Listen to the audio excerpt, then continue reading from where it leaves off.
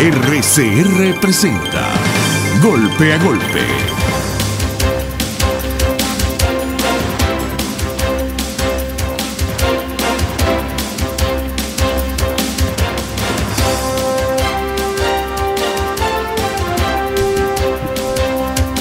Golpe a golpe, buenos días. Lunes 19 de noviembre del 2018. Estaremos trabajando para ustedes en la dirección general de la estación Jaime Nestar, en la gerencia de producción Willy Sarcaya, en la producción de este espacio Jason Vargas, Marilia García y Jessica Selgará. Los controles estará César Arteaga y recuerden seguirnos en nuestras redes sociales por @RCR750 y vernos a través de rcr.tv, la radio que se ve. Hay un fuerte retraso en la línea del Metro 1, hay un problema con un tren en Bellas Artes, están tratando de solucionarlo, eso es para los que van a tomar el metro. Y queremos anunciar una noticia que, para nuestra página costadelsolfm.net es muy importante. Falleció Luisa Velázquez, presidenta del Colegio de Enfermería del Estado Sucre. Esto aconteció el sábado 17 de noviembre y desde Costa del Sol le enviamos nuestros más sentidos pésames a sus familiares, amigos y compañeros de trabajo. También está la noticia también hay un artículo muy interesante de Thais Peñalver, escenarios 2019 electorales. Eso también está publicado en costadelsolfm.net. Y una noticia que a nosotros nos pareció, porque una cosa sumamente grave, que fue que atracaron a un autobús y dejaron a sus pasajeros desnudos vía Puerto La Cruz. El autobús salió desde Viloncete de Valencia. Eso es para que, estén atentos a ese tipo de situaciones. Y en línea tenemos al economista Luis Olivero. Buenos días, Luis, un placer saludarte. Hola, Frank, ¿cómo estás? Buenos días. Luis, el Fondo Monetario Internacional puso contra la pared al Banco Central de Venezuela. Esto pareciera que es que el gobierno venezolano está tratando de ver cómo consigue algunos dolarillos en el Fondo Monetario Internacional, y el Fondo Monetario Internacional parece que fue muy duro y le dijo, para empezar por lo menos a conversar tienes que darnos los números. ¿No? Eso es cierto. Mira, Venezuela tiene mucho tiempo que no actualiza sus cifras macroeconómicas. Los venezolanos sabemos mucho de eso porque tenemos bastante rato que no sabemos, por ejemplo, qué está pasando de manera formal. Cifras oficiales con la inflación y con el PIB. Menos mal que en la Asamblea Nacional varios diputados en la Comisión de Finanzas se han dado la tarea de calcular esto, y han conformado un buen equipo para esto.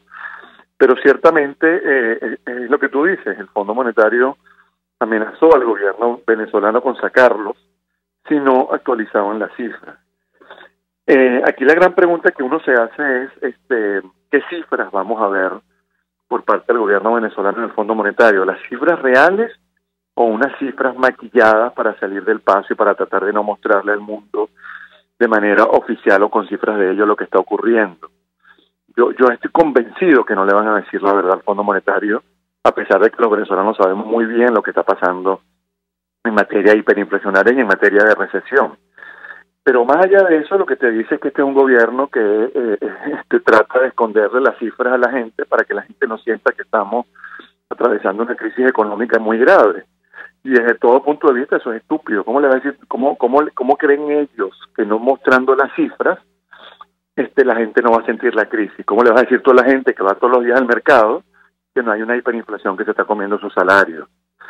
Entonces al final el gobierno, más allá de resolver el problema, trata de esconder el problema no solamente interno, sino tratar de decirle afuera el tema de la guerra económica, no muestran las cifras. Y lo que los venezolanos queremos, más allá de la retórica de la guerra económica, es un gobierno que ataque la raíz del problema, que acabe con la hiperinflación, que es el principal problema que tienen los venezolanos, y que empiece a generar algún tipo de bienestar, porque vivir en Venezuela cada día se está convirtiendo en un problema muy grave.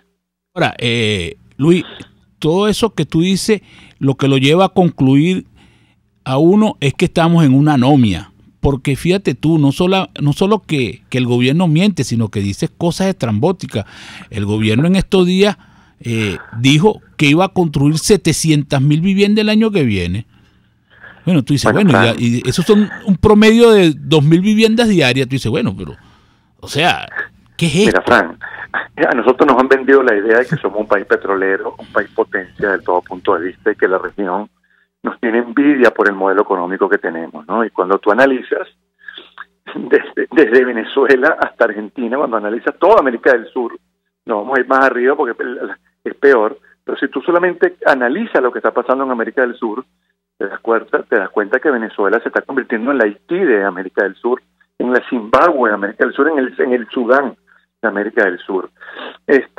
Nos dijeron que éramos una potencia petrolera, que vamos a ser la potencia petrolera del mundo, que tenemos la mayor reserva del mundo, y al final estamos produciendo 1/3 de lo que se producía en petróleo en el año 98, con una clara tendencia de bajar del 1,000,000 de barriles en cuestión de 5 meses. Mira, el gobierno le ha mentido descaradamente a los venezolanos por mucho tiempo, y pareciera que viven en una realidad paralela donde solamente ellos se lo creen, y donde, como tú dices, están diciendo algunas cosas o proclaman cosas o anuncian cosas, como el tema del petro, no tienen ni pies ni cabeza, y que ellos mismos saben que no van a llegar a ningún lado con esto. A uno le preocupa mucho porque, lejos de mejorar, todos sabemos que la crisis económica va a empeorar. Las cosas se están poniendo mucho más difíciles, la cantidad de gente que se quiere ir y que se está yendo es muy, muy grande. Estudios hablan de que cerca del 40-50% de los venezolanos quiere salir corriendo de Venezuela en cualquier momento. Para que tengas una idea, los jóvenes no quieren estar en Venezuela porque saben perfectamente que no van a ser felices en un país ni tienen oportunidades.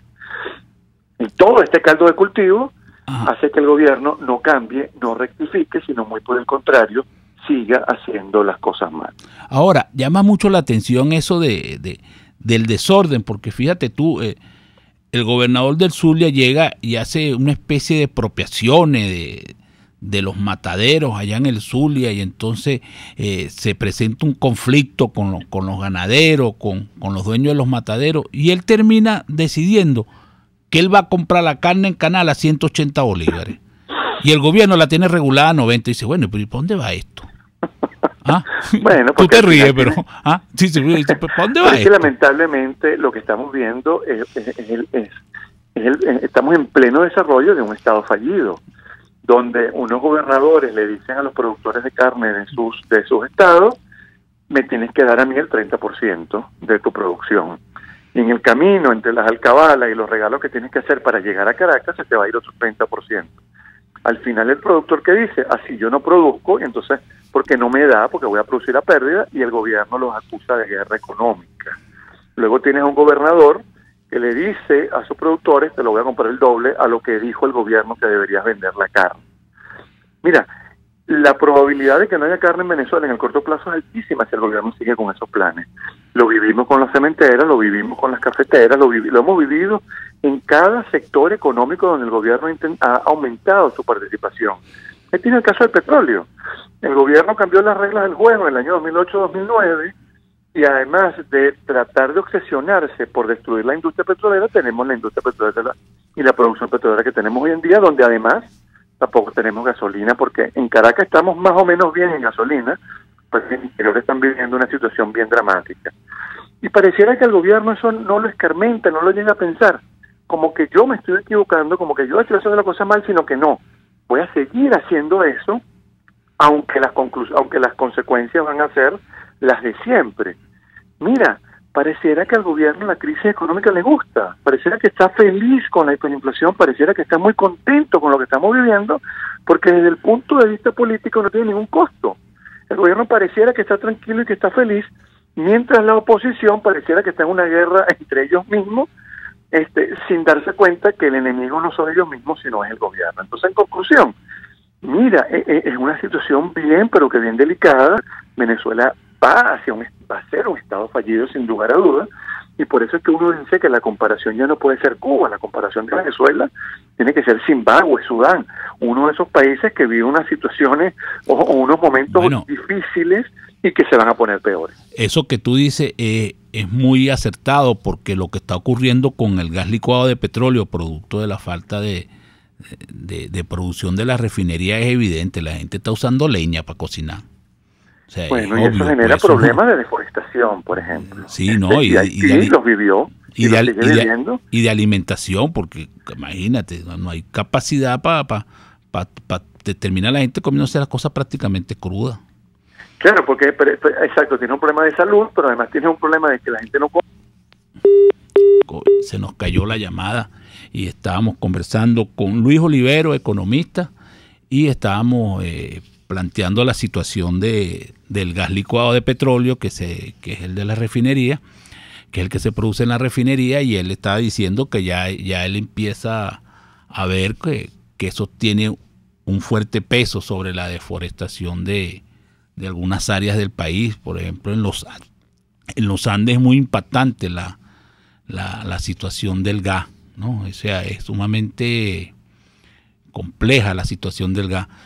Luis, estamos de regreso y estábamos reafirmando lo que tú dices de la deforestación, y en los Andes es importantísimo, porque ahí la falta de gas es gravísima. Bueno, Fran, pero lo que estábamos hablando ahorita, que tú me comentabas que el gobierno siempre hace anuncios estrambóticos. ¿Dónde está esa potencia gasífera que nos vendieron que iba a ser Venezuela en el año 2010? O sea, nos dijeron, para el año 2010 en adelante Venezuela iba a ser una potencia gasífera. El mismo ministro Mota Domínguez le dice al país que no había electricidad en Margarita porque no hay gas. O sea, no lo está diciendo Fran Tobar, no lo está diciendo Luis Olivero, lo dice el ministro Mota Domínguez, que parece como que se le acabaron los animalitos para culpar del tema eléctrico. Entonces ahora dice es que no hay gas para proveer de electricidad a Margarita, al estado Nueva Esparta, donde supuestamente debería haber un suministro de gas importante, porque es un ícono en el tema turístico, donde el gobierno nos vendió la idea de que sea uno de los motores de desarrollo del país. Y al lado estaba el Antonio José de Sucre, la famosa, que iban a sacar la tubería que iba a llegar hasta la Patagonia. Pero bueno, Luis, estamos conversando con Luis Olivero, economista. Hay gente que cree y hace un análisis de que el gobierno se está acercando al Fondo Monetario Internacional porque le va a presentar un plan. Pero eso es inviable, porque un plan con un gobierno como este, yo creo que no lo va a aceptar el Fondo Monetario Internacional. No. Mira, Fran, el Fondo Monetario te puede aceptar el plan. El tema es qué plan le va a mostrar Nicolás Maduro. Nicolás Maduro tiene unos asesores marxistoides al lado, como la señora Curcio o el señor Bosa, que todos los días lo que le están diciendo es el aumento del dólar es el que te genera la inflación, y hay unos tipos malos aumentando el dólar. Y te dicen que tiene una guerra económica y él se cree ese cuento. Cuando salen a la calle, se nota que no salen a la calle, no saben lo que está ocurriendo, más allá de que estos dos personajes saben muy poco de economía. Y por otro lado, se trajo a unos asesores ecuatorianos que tienen muy mala reputación en su país, que le hablan de los beneficios de la dolarización. Entonces imagínate tú el mezclote ideológico que tiene el pobre Nicolás, donde por un lado tiene un círculo de marxistas que le están diciendo que todo va muy bien, que todo va perfecto, hasta un programa de televisión le pusieron en el Canal 8 a otro tipo, y por otro lado tiene a los amigos de Correa diciéndole que tienen que dolarizar. Mira, no hay plan económico posible mientras tenga esa gente, esos asesores económicos en Miraflores. Ahora bien, ¿de verdad Nicolás Maduro quiere hacer un plan económico, o le parece que lo que está pasando está muy bien y vamos a las mejores navidades de la historia de Venezuela? Aquí no hay un reconocimiento del problema, por lo tanto es imposible que ellos puedan establecer o hacer algún tipo de programa económico que sea más o menos viable y que el Fondo Monetario se los compre. Ahora, lo que en conclusión, no va a haber plan económico que le van a presentar al Fondo Monetario. Lo que sí está claro, Luis, es que en 100 días que se cumplieron ya del plan que lanzó Nicolás Maduro, todo el mundo reconoce que ese plan fracasó. O sea, los precios son ya, los precios no tienen nada que ver con la comisión de precios acordados, no tienen nada que ver con el sueldo se volvió, pues, ni siquiera sal y agua, eso se volvió nada. Eso es impresionante. Un cartón de huevo cuesta 800 bolívares ya, o sea, los precios se dispararon y el plan no funcionó. cuando tú analizas el plan económico, tú te das cuenta que era imposible que ese plan económico funcionara, entre otras cosas porque el norte de ese plan económico era uno solo. Era poner toda la carga de los ajustes en el sector privado. Entonces, allá va. Ahora bien, todo el programa de ajustes tiene que estar en el sector privado. Y adicionalmente, solamente el plan económico estaba en cambiar la moneda. Más nada. Ya va. ¿Y qué pasó con el déficit fiscal cero? ¿Qué pasó con tratar de incentivar la producción de los privados? ¿Qué pasó con la producción petrolera? No hay ninguna medida en ese plan económico que te haga pensar a ti que las cosas iban a mejorar. Era un fracaso seguro.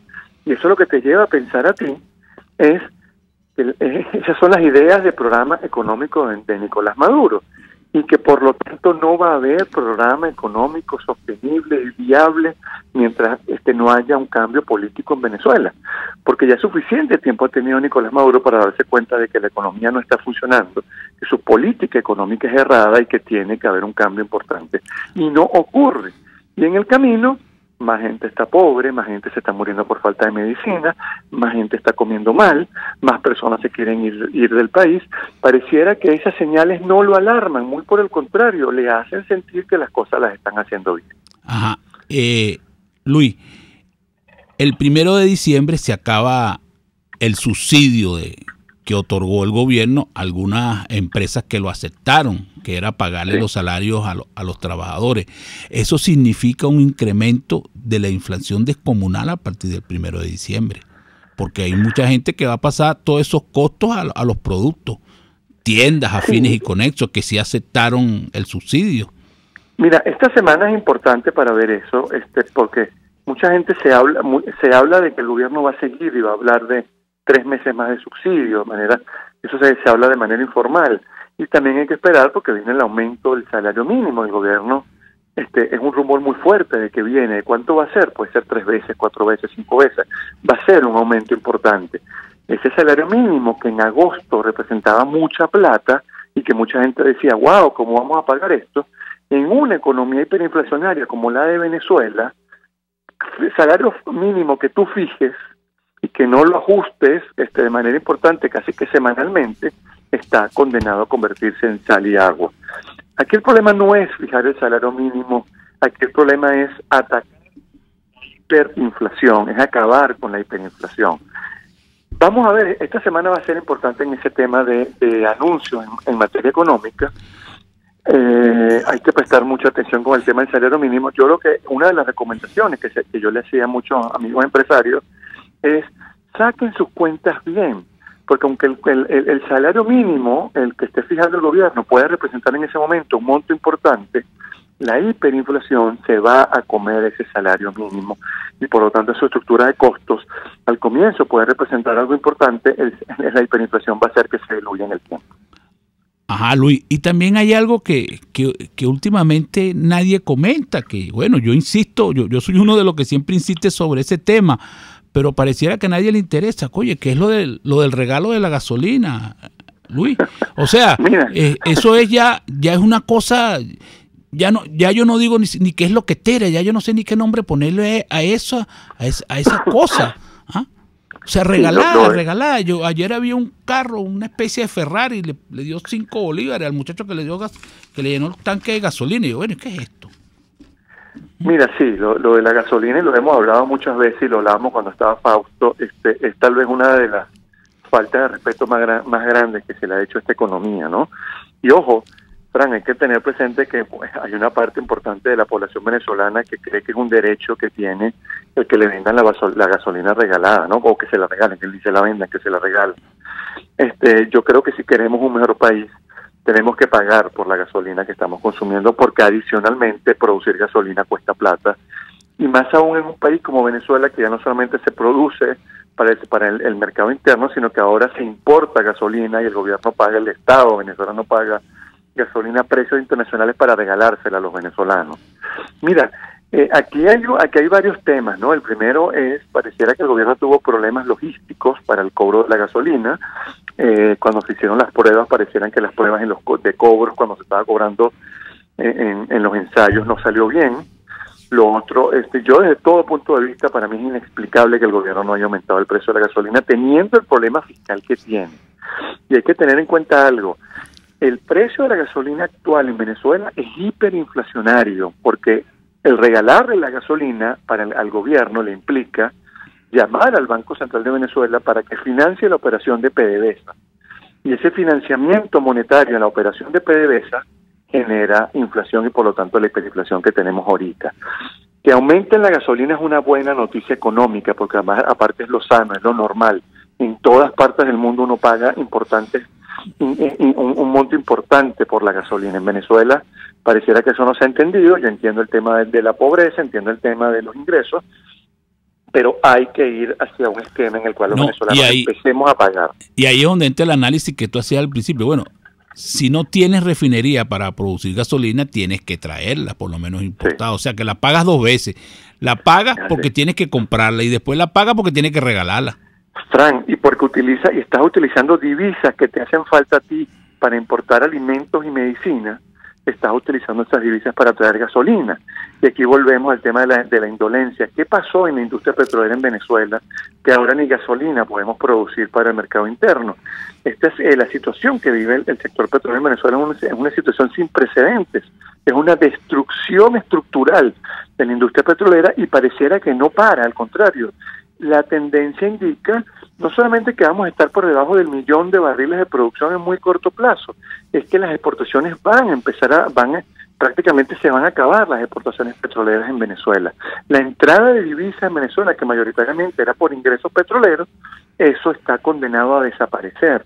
¿Y qué está haciendo el gobierno en eso? Ha cambiado la junta directiva que tiene ya un año de funciones y que lo que ha hecho es acelerar ese colapso. No ha hecho nada, no hay política petrolera y siempre lo hemos dicho, sin recuperación del sector petrolero no habrá recuperación económica en Venezuela. Y pareciera que el gobierno eso no lo entiende o no lo quiere asimilar. Ahora, no solo no lo quiere aceptar, sino que sigue insistiendo en destruir lo poco que queda. Sí, pareciera que lamentablemente es así, porque en la política económica demencial que ha seguido el gobierno pareciera estar destinada a eso, porque hay varias alertas desde hace mucho tiempo que se ha debido cambiar la forma en la cual se están haciendo las cosas. Ha debido haber un punto de inflexión, se ha debido haber abierto mucho más el sector petrolero, entender que se estaban haciendo las cosas mal. Por ejemplo, se habló de la flexibilización del control de cambio. Y a esta hora, 19 de noviembre, han pasado varios meses, 8 y pico de la mañana, todavía no tenemos ningún tipo de información sobre qué va a pasar con el control de cambio. El control de cambio sigue, a pesar de que el gobierno había anunciado que venía una flexibilización y luego progresivamente se iba a acabar el control de cambio. El control de cambio es un nido de corrupción, es un nido generador de problemas en la economía. Prácticamente ningún venezolano se beneficia del control de cambio, igual que los controles de precios, porque el gobierno sigue insistiendo en los controles. Y pareciera que la respuesta es porque hay una parte del gobierno que sí se beneficia y que está feliz con esos controles. Y eso mismo ocurre con lo del presupuesto nacional. O sea, presentan un presupuesto en una época hiperinflacionaria y tú dices, bueno, ¿y qué es lo que quieren esto con este presupuesto? Frank, el tema con el presupuesto es que en todas partes del mundo el presupuesto es un instrumento importantísimo para los agentes económicos para saber qué está esperando el gobierno para el próximo año. Pero además es un instrumento de contraloría para saber cuáles son los ingresos del gobierno, los gastos del gobierno, las fuentes de financiamiento. El presupuesto nacional es prácticamente una institución y eso había sido así en Venezuela por muchos años y lo es en todas partes del mundo. En Venezuela es tan descarado la falta de transparencia que lo presenta por la Asamblea Nacional Constituyente y hasta los mismos chavistas disidentes critican que se presentó un presupuesto que nadie sabe de dónde salió, que nadie sabe qué contiene y en la Asamblea Nacional Constituyente lo aprobaron.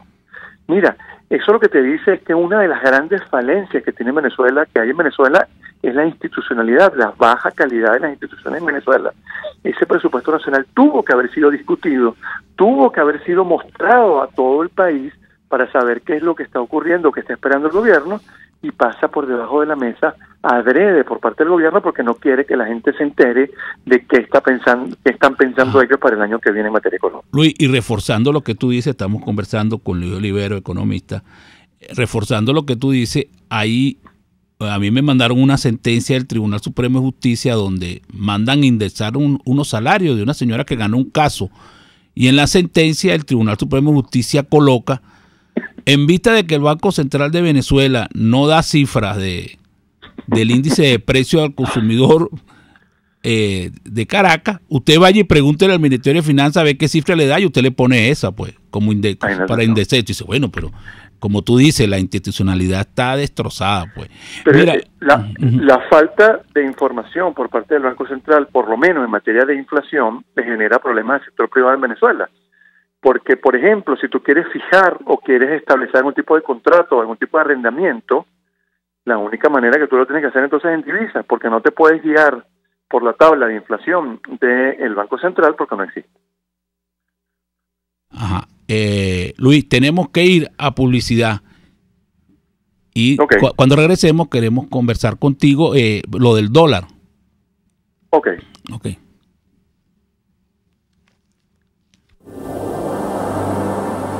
Usted escucha Golpe a Golpe por RCR 750 AM.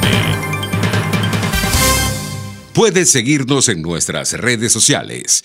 En Twitter, @RCR750, la radio que se ve. Ellos sí que no saben nada. Y así nos va. El espacio donde se tocan los temas más candentes de interés político y nacional. Y así nos va. En este programa, la picardía y el humor inteligente son los protagonistas.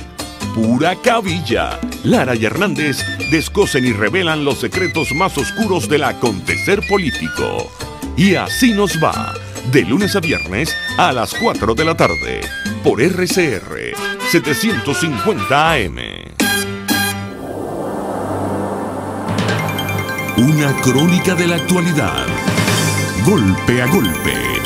Solo por RCR. Estamos de regreso con Luis Olivero, economista. Luis, estamos ya por finalizar el segmento contigo para que nos hable un poco de la situación del dólar paralelo que se mantiene ahí como trancado. Mira, una de las cosas que le estamos diciendo a todo el mundo es que los niveles actuales del dólar hacen pensar que el dólar está muy barato. Yo soy de los que piensa que en cualquier momento va a ocurrir un ajuste y un ajuste importante, donde es muy posible que veamos hasta que se duplique el precio actual. Pero mira, en una economía en recesión, en una economía donde el DICOM está dando cerca de 5 millones de dólares, o más o menos como entre 10 y 15 semanales, porque en cada subasta, de una manera bien extrañamente, se están subastando 5 millones de dólares en un monto casi fijo todos los días que hay subasta. Eso ha incidido en que el dólar se mantenga más o menos estable. ¿Es sostenible en el tiempo eso? No, para nada. Los ingresos en divisas en Venezuela están cayendo. Los esfuerzos que hace el gobierno, no solamente en subastar por DICOM, sino diciéndole a los bancos, aumentándoles el encaje para que no presten, esas son cosas que son insostenibles en el tiempo. Ah, Luis, y eso y rapidito, ¿eso significa que se puede dolarizar la economía de manera, ¿cómo se dice? Informalmente. Mira, yo creo que vamos hacia allá. Yo creo que el camino está trazado hacia allá. Es que el gobierno no acaba con la hiperinflación. Eso es lo que ocurre en los países que sufren de hiperinflación, que van directo a procesos de dolarización. Todavía estamos a tiempo de parar eso. Yo soy de los que piensa que la dolarización es muy mala para la economía venezolana, pero si no hay una respuesta importante del gobierno hacia la hiperinflación, Venezuela está condenada a dolarizarse en el corto mediano plazo. Bueno, Luis, por razones de tiempo tenemos que despedirte. Fue un placer tenerte en el programa. Hemos conversado con Luis Olivero, economista, y nosotros vamos a publicidad. Ni de suerte, ni de gracia, ni de pecho. Es Golpe a Golpe. Puedes seguir nuestra programación a través de rcr.tv, la radio que se ve. El siguiente espacio educativo está dirigido a niños, niñas y adolescentes. RCR presenta Todo se puede, una producción nacional independiente de Mayra Prado, certificado número 16923. El cambio es acción. Muévete por tu salud. No tienes excusa. Tú puedes. ¿Quieres un remedio para la gripe? Mejora tu vida social. Colegas, amigos, pareja y parientes pueden actuar como un equipo protector contra la gripe. Sí, escucha, existen estudios formales que sugieren que las personas con vidas sociales más activas estaban más sanas y vivían más. Una vía poderosa para aumentar tu círculo de amistades es, sí, el ejercicio. Ahora, en vez de pensar que tienes que tener una fuerza de voluntad sobrehumana para ir a moverte por lo menos media hora, enriquece tu momento de ejercicio con el contacto social. Escucha estos tips. Practica un deporte de equipo. Te comprometerás con toda una temporada de ejercicio y conocerás personas con tus mismos intereses. Busca un amigo para entrenar. Ejercítate por una causa. Correr por el cáncer de mama, por la lactancia materna, son algunas de las iniciativas formales que existen. Esto dará más inspiración a tu ejercicio y creará un espacio para compartirlo. Asiste a una clase de grupo.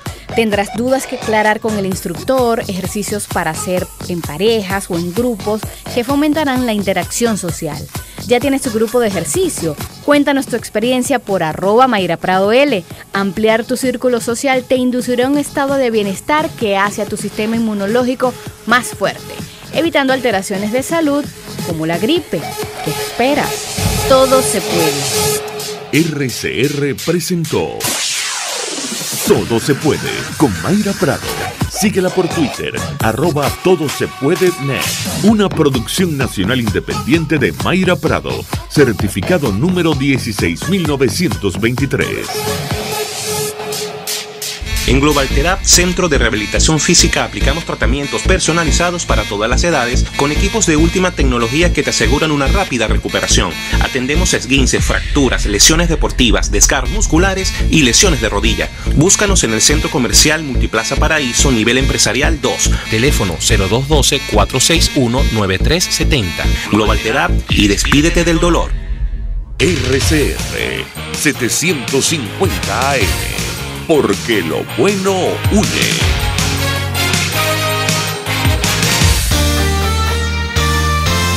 A mitad de tarde, disfrute de una amena tertulia, acompañada del análisis preciso del acontecer nacional e internacional.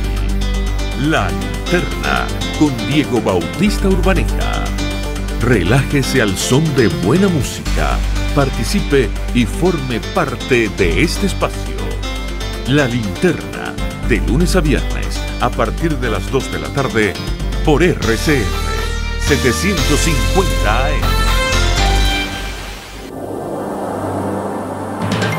Golpe a golpe, el cuento completo entre lo irónico, lo serio y lo ácido. Y regresamos a golpe y tenemos en línea a Milos Alcalay, embajador de Venezuela ante la ONU. Buenos días, Milos, un placer saludarte. Buenos días, Fran, encantado de estar contigo. Milo, el presidente de Colombia dice que no reconocerá a Maduro el 10 de enero.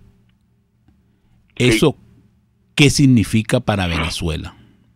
Bueno, en primer lugar, significa la respuesta a la absoluta ausencia de credibilidad que tiene el gobierno a nivel internacional. En el caso de Colombia es muy grave porque se trata de una relación fronteriza, una relación en donde hay el eje más integrado de América del Sur y que cada vez están construyendo un muro haciendo a Venezuela una isla al estilo Cuba, rodeada de enemigos por todas partes. Con el Brasil, ya el Brasil de Temer, que había sido bastante cauteloso en su política, prácticamente cerró todas posibilidades de diálogo al expulsar al embajador, que era el mismo embajador que tenía la señora presidenta Dilma Rousseff.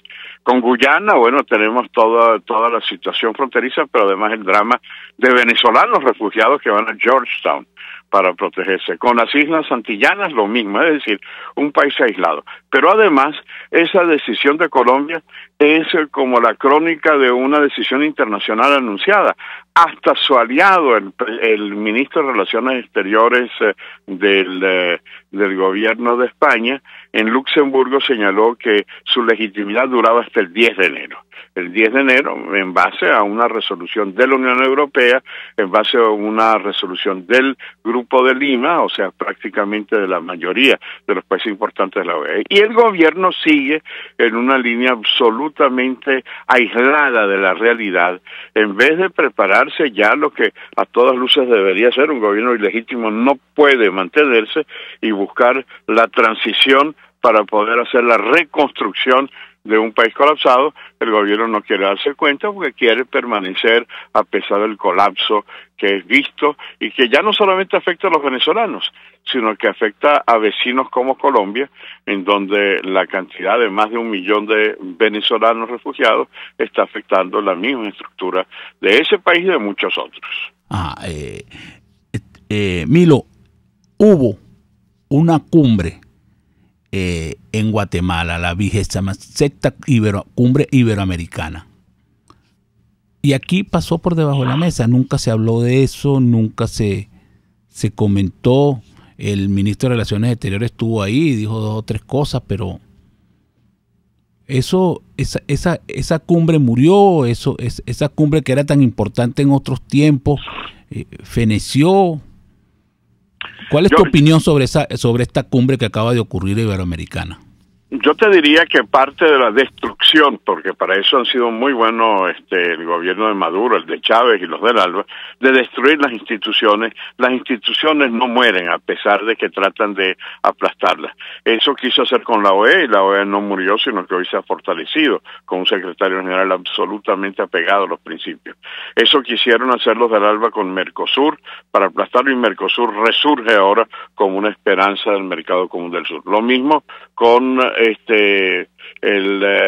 UNASUR, que en estos momentos está totalmente descartada de cualquier posibilidad ideológica. Es decir, ciertamente la cumbre iberoamericana ha sido atacada, criticada, y está pasando un momento difícil, pero más difícil lo están pasando los ausentes en diplomacia.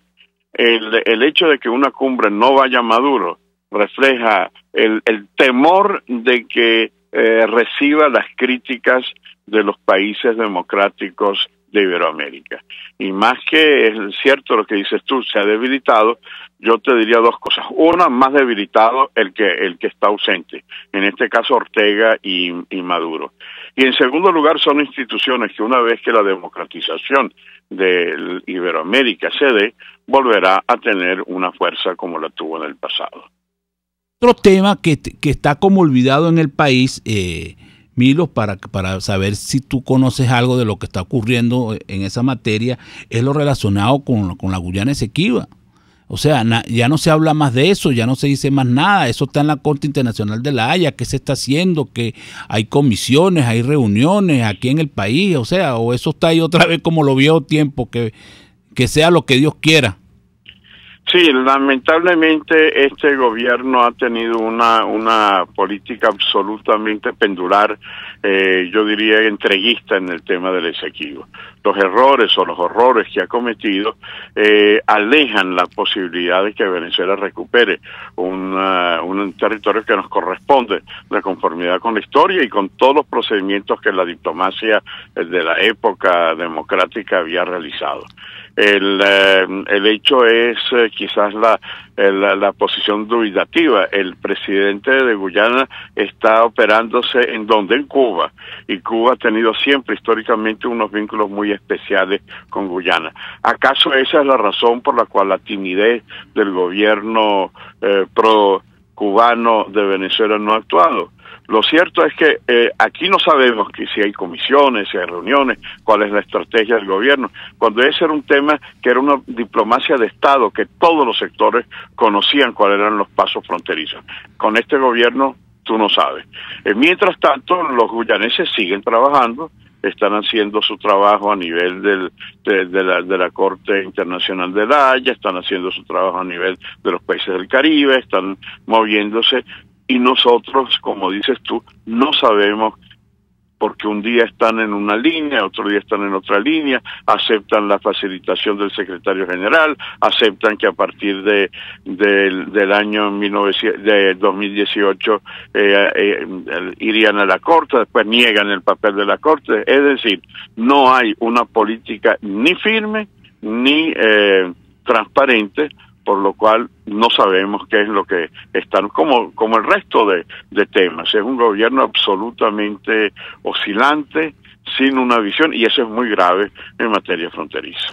Ahora, en materia de negociación, se habla mucho de que el canciller español se está moviendo para tratar de crear una comisión de cancilleres latinoamericanos para buscar un diálogo con la oposición y el gobierno de Venezuela para buscarle una salida a esta crisis que vive el país. ¿Tú qué información tienes de eso? Bueno, evidentemente el canciller Borrell ha sido el sucesor de Zapatero en las líneas de tratar de oxigenar al gobierno. Cuando trató en la reunión de cancilleres de Luxemburgo de cambiar sanciones por diálogo, fue absolutamente derrotado por la absoluta unanimidad de todos de no cambiar la posición de la Unión Europea. La canciller Mogherini reiteró la posición y los cancilleres votaron un año más de sanciones. Con mucha inteligencia, Borrell trató de utilizar ese argumento como para señalar, más bien, no me ayudes compadre, que el gobierno de Maduro solamente era legítimo hasta el 10 de enero. Con lo cual, la intención de él era oxigenarlo para tratar de negociar acuerdos, pero lo que ha hecho es acentuar aún más posiciones como la de Colombia, que tú me preguntabas al comienzo del programa, que no es solo Colombia, que es la comunidad internacional.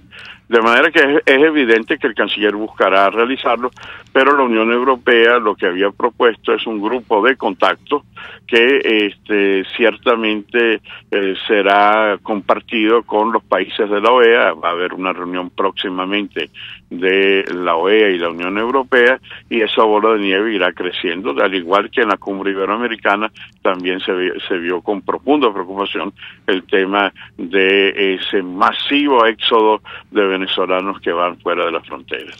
Ahora, muchos países están pidiendo ayuda a la ONU para la migración venezolana. ¿Tú crees que esa ayuda llegue?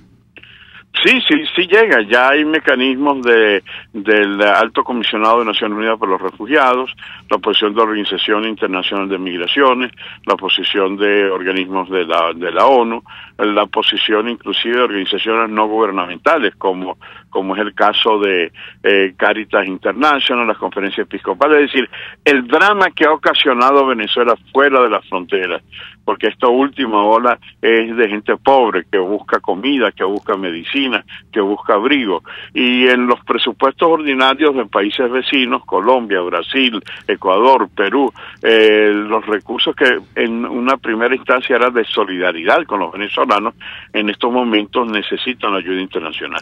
Es decir, esa ayuda está fluyendo, ayuda en cierta medida, sobre todo permite coordinar posiciones, pero no es suficiente porque tú no puedes crear varias Venezuelas fuera de la frontera.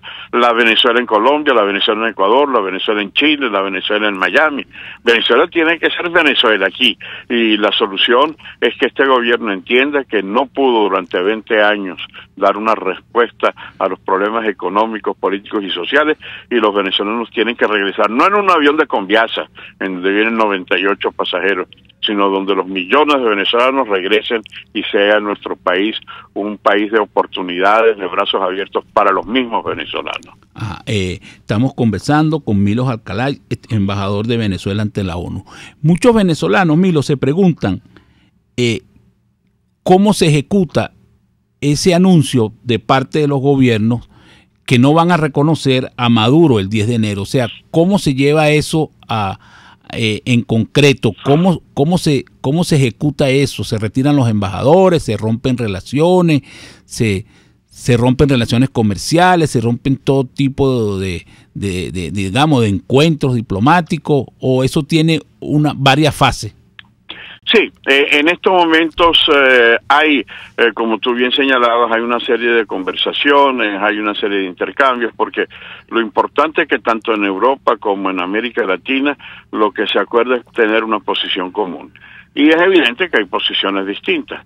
Tú señalabas con claridad la posición de España, a la que se suman posiciones como la de Portugal o la de Grecia, que no tienen una línea tan clara como la que podrían tener Alemania y Francia, por ejemplo. Entonces, pero lo importante es que los 27 europeos no sea cada uno tener una posición. Entonces hay que ver cuál es la mejor posición. Por ejemplo, para algunos diplomáticos europeos, el retirar a los embajadores no es la mejor solución porque pueden ejercer sus funciones, sea como embajadas de asilo, de ayuda, de antena.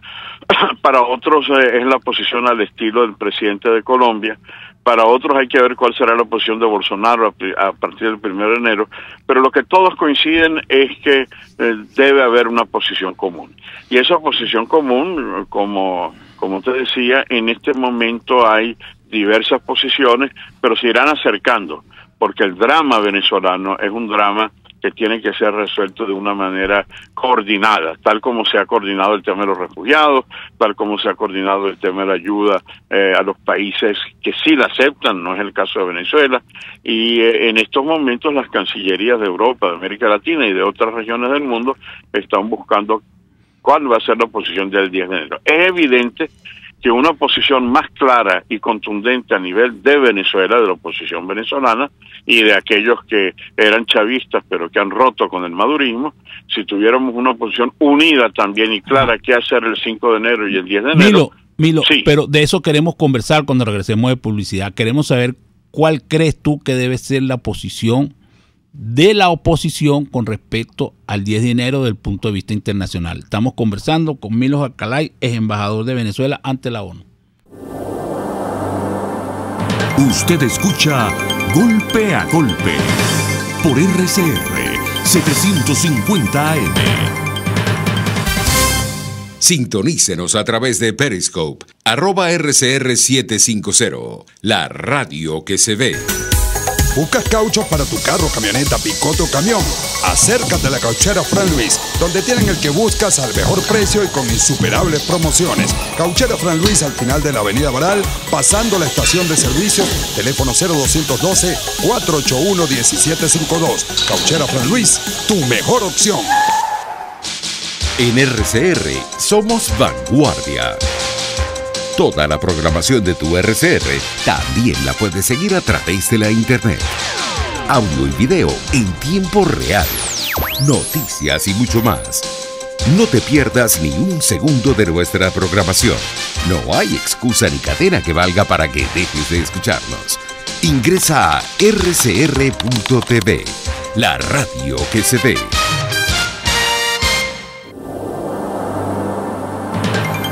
Una crónica de la actualidad. Golpe a golpe. Solo por RCR. Y seguimos en línea con Milos Alcalay, ex embajador de Venezuela ante la ONU, y nos iba a hacer un resumen rapidito de cuál debe ser, en su opinión, la posición de la oposición de Venezuela con respecto al 10 de enero. Bueno, yo te diría que si hasta Borrell, que es el gran aliado del madurismo, dice que a partir del 10 de enero ya es ilegítimo el gobierno. Si un país vecino como Duque señala que no va a tener relaciones de ninguna naturaleza con el gobierno ilegítimo, si vemos las resoluciones de la OEA, las resoluciones del Parlamento Europeo, yo no creo que haya otra posición sino una posición firme y unitaria de decir este gobierno se acabó. Tenemos que ir no solamente a la transición inmediata, sino a la reconstrucción del país. Un gobierno de salvación nacional, en la cual es absolutamente necesario no ceder a la serie de mecanismos de prestidigitación que hace el gobierno. Sería muy triste volver a repetir en la Asamblea Nacional y en otras instancias de la oposición una posición dual. Si a nivel internacional se ve tan clara la ilegitimidad, yo no puedo entender que algunos sectores sectores de oposición, porque en el fondo la solidaridad internacional es con los demócratas, con los que creen en un proceso distinto al de una tiranía que ha sacudido al país y que no les ha ofrecido mejor calidad de vida. De manera que nuestro reto no es solamente hacia Venezuela, sino nuestro reto es tener una posición clara y contundente de que este gobierno no puede continuar más allá. Ya no debería continuar desde ahora, pero no puede, con mucha más razón, continuar después del 10 de enero. Milo, hay una información de que hay una misión de la OEA que visitará este lunes la frontera colombo-venezolana, porque el gobierno colombiano está muy interesado en que se conozca la grave crisis migratoria que se vive en la frontera colombo-venezolana, especialmente la del sur y la del Táchira, que es donde hay más venezolanos, digamos, pasándose para Colombia. ¿Qué opinión te merece esa misión de la OEA? Sí, lamentablemente es la situación a medias. La misión de la OEA debería ser invitada por el gobierno. Si es como dice el gobierno que aquí no hay una crisis económica, si es verdad que lo que dice el gobierno que aquí no hay presos políticos, sino políticos presos, si es verdad que aquí hay un reconocimiento a la separación de poderes, ¿cuál es el problema de dejar que esa misión de la OEA venga al territorio de la OEA o de la ONU o de la Comisión Interamericana de Derechos Humanos? Venezuela se niega porque la realidad es tan aplastante al ver las colas, al ver la descomposición del gobierno, que lo único que pueden es llegar a la frontera. Cuando el gobierno niega que existe el éxodo y van a la frontera de Colombia, de Brasil, y ven a cientos de miles de venezolanos cruzando la frontera, bueno, allá se percatan de que eso no es una ficción, de que es una triste realidad. Lo ideal, insisto, hubiera sido que lo que cualquier gobierno sensato hubiera hecho es permitir que esas delegaciones vengan al país, pero ir a la frontera es constatar el drama de lo que estamos viviendo y que todo el mundo lo ha visto. No es la primera misión que va, ha habido misión del Parlamento Europeo, de la Unión Europea, del Alto Comisionado de Naciones Unidas de los Refugiados, de organizaciones de Naciones Unidas, de organizaciones de la Iglesia, y todos constatan lo mismo. Es un drama. Oye, y es un drama porque cada vez es mayor la migración de venezolanos, ¿no? Así es, así es. Bueno, Milo, por razones de tiempo tenemos que despedirte. Fue un placer tenerte en el programa. Hemos conversado con Milo Alcalay, embajador de Venezuela ante la ONU, y esperamos seguir contando contigo en otras oportunidades, Milo, para que te despida de tus oyentes. ¿Aló? De fe, de esperanza, yo creo que ya nos acercamos a un nuevo rumbo que no será difícil, pero insisto mucho, más que un gobierno de transición, necesitamos un gobierno de reconstrucción, reconstruir, comenzando con los valores y continuando con las instituciones. Bueno, lo vamos a lograr. Bueno, Milo, un placer tenerte en el programa y nosotros nos despedimos y será hasta mañana. RCR presentó Golpe a Golpe. Para cualquier comentario o sugerencia, escriba a golpeagolpe@rcr.com.co.